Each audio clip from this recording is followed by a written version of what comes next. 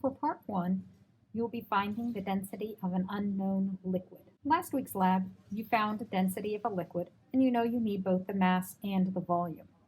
You've used a burette. This time we'll use another piece of precision glassware called a pipette. On a pipette, there is one marking telling exactly the volume that is indicated. So on this pipette, which is 10 milliliters, the line indicates exactly where that 10 milliliters is. This means we can know the volume of 10 milliliters very, very accurately, but we can't know the volume of any other measurement with any kind of accuracy or precision. The first step is to find the mass of the dry beaker to 2 decimal places. This doesn't mean that there will be 2 numbers, but rather there will be 2 numbers after the decimal point. When it gives the instructions to use the mass to 0.01, you should use a top loading balance, as you see here. At a later time, you will be taught how to use a pipette. What you will need to do is put the pipette into the liquid, but not so far down that it's touching the bottom, because if it's at the bottom, it will prevent the liquid from entering the pipette.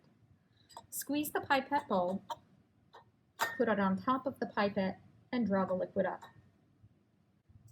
Once it goes past the indicated line, then you will take the bulb off and replace it with your thumb or finger, and then slowly allow the volume to decrease until you have reached the line. Make sure your eyes are at the same level as the line. Once you have the correct amount, without removing your thumb, move the pipette over to the 100 milliliter beaker and release. Wait for all of the liquid to come out, but don't blow the liquid out either with your mouth or with the pipette. Remember that pipettes are calibrated to deliver, so even though there may be a small amount left at the very tip, this is accounted for in the calibration of the pipette.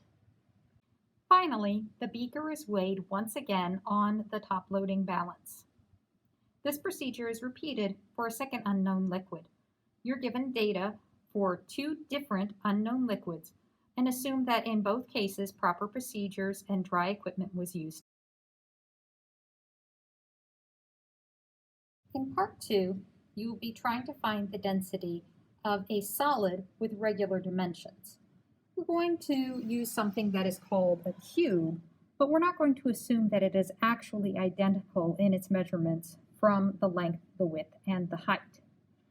We're going to take the measurements of each of these and use it to find the volume by multiplying length times width times height. Remember that 1 centimeter is 10 millimeters, and remember also that 1 centimeter cubed is 1 milliliter. We're also going to make some observations about the objects themselves. Sometimes the color or the luster of a metallic material can tell us something about what that material might be made of.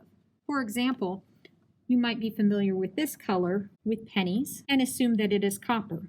This might look like gold to you, or perhaps brass, or you may have heard of pyrite, fool's gold, which is iron sulfide. Those clues can help us to determine whether our density that we calculate is accurate.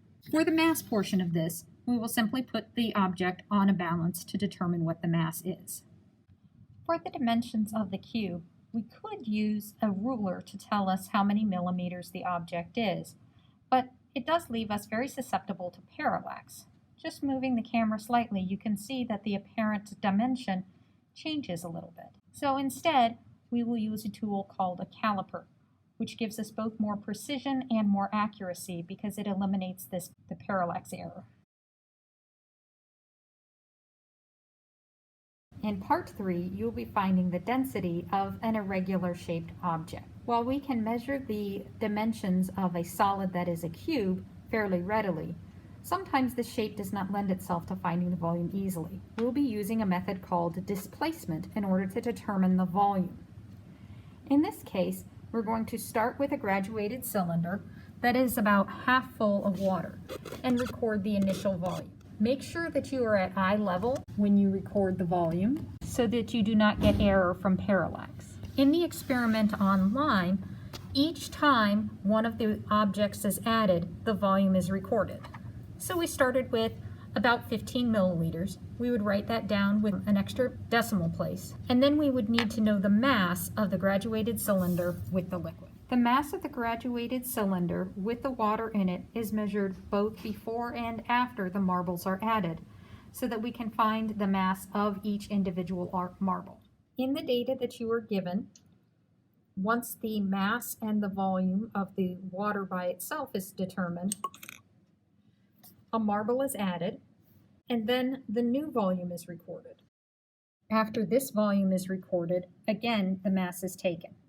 After the volume is recorded, again the mass is taken. This process is repeated for each of the marbles, leaving the original marble in place.